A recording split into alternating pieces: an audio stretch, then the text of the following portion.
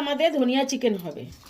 এখন চিকেনটাকে মাখা হচ্ছে। পেঁয়াজ বাটা, লঙ্কা বাটা, কাঁচা লঙ্কা বাটা, যদিও কাঁচা লঙ্কা বাটা, দই, আদা রসুন, কাঁচা তেল, হলুদ, নুন, মিষ্টি সমান করে নিয়ে এটা মেখে এখন 10 থেকে 15 মিনিট আমি ঢাকা দিয়ে রেখে দেবো।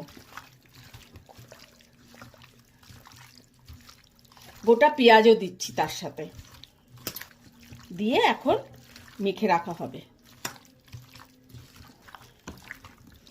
এই যে ভালো করে মাখছি,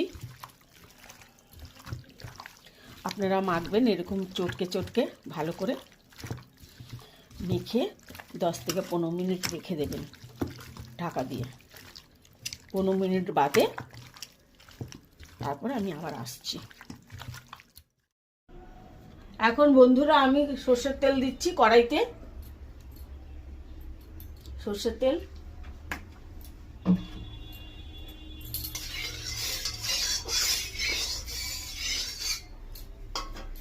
দিয়ে আমি মাংসগুলো পুরোটাই মেখে রেখেছি, আগে দেখিয়েছি, দিয়ে দিলাম কড়াইতে।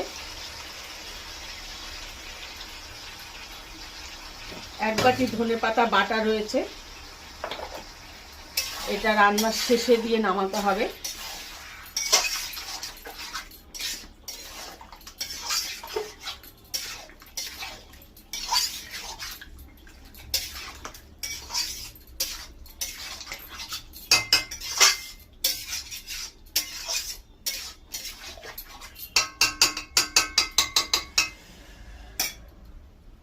দশ মিনিটের জন্য আমি ঢাকা দিয়ে দেবো। 10 মিনিট বাদে আবার আসছি। খুলছি, আমি খুলে দেখছি কি পজিশনে আছে মাংসটা। জল বেরিয়েছে, জলটা বেরিয়েছে।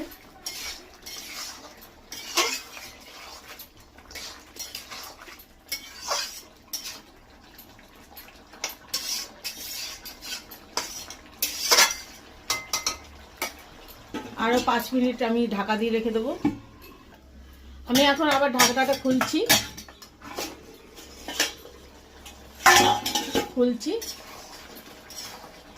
এই যে ধনে পাতাটা বেটে রেখে দিয়েছিলাম, এখন এই মাংসের মধ্যে ধনে পাতাটা দিয়ে দেবো।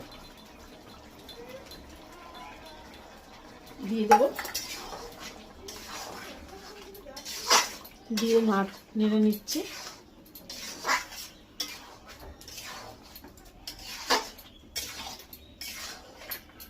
দেখতেই পাচ্ছেন কালারটা একদম সবুজ কালার এসছে।